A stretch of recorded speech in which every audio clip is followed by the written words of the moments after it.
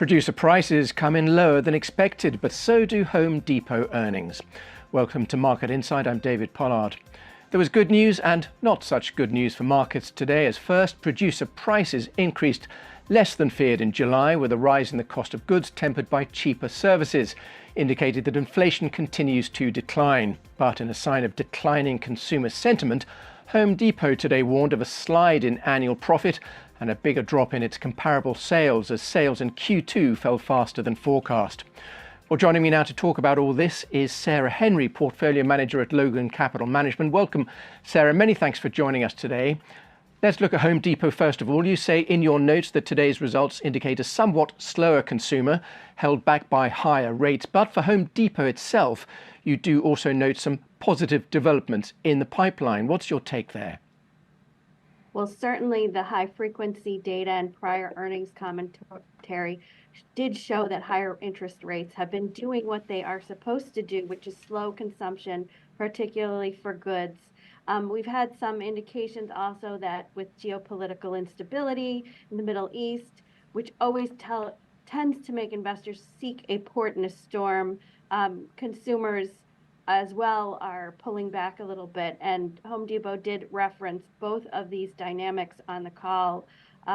In more optimistic viewpoints, they did talk to the progress they've made on corporate objectives, pivoting really towards the large complex pro customer, which should help their profitability and their growth going forward. And investors really seem to be looking through the belly of the beast here at the peak of rates now, 24 months at least into this high rate period, and looking through towards lower rates in the next year. And to what extent then can we project from today's Home Depot numbers onto what we might see from its peers in the sector like Walmart, which reports on Thursday, and Lowe's next week? One thing that's critical with all of these large cap retailers is to what extent they've been investing in data and technology. And we heard some of the power of that in the Home Depot release, and we expect to see more of that in Walmart and certainly from Lowe's later on. Both of those names are certainly different, as is Home Depot, from the prior investment cycle and economic cycle, and they have far more levers to pull in giving consumers a consistent and lots of in-stocks and expectations being set and met in terms of use of high-frequency data in their business models as they rotate, in particular with Home Depot to the pro, and Walmart taking more of a page from the Amazon playbook, adding more advertising revenue.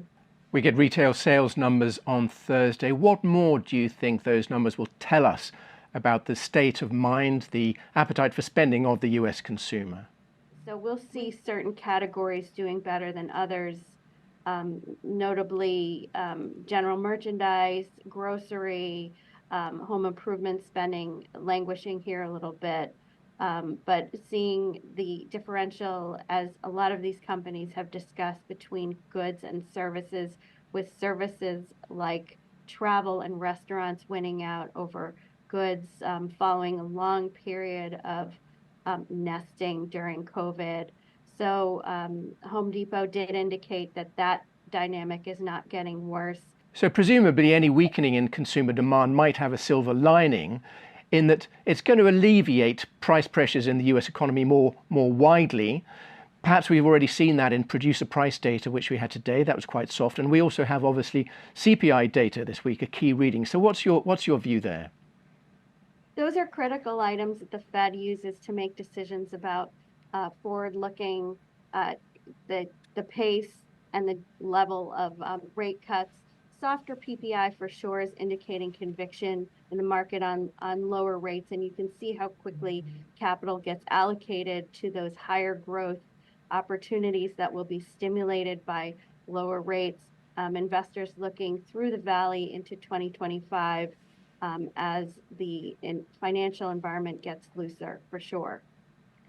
So Sarah, final question. Do you see any chance of a recession building up in the US economy at the moment? From what we're hearing anecdotally on these earnings calls, the consumer is certainly value seeking. They're responding to lower prices and resisting inflationary prices, but they don't appear to be struggling through any kind of a credit cycle or real financial stress at this point. So looking ahead, looser financial conditions will be a welcome tailwind in 2025. Okay, Sarah Henry, Portfolio Manager at Logan Capital Management. Many thanks for sharing your thoughts with us today. That is Market Insight. Don't forget you can watch more videos on Reuters.com.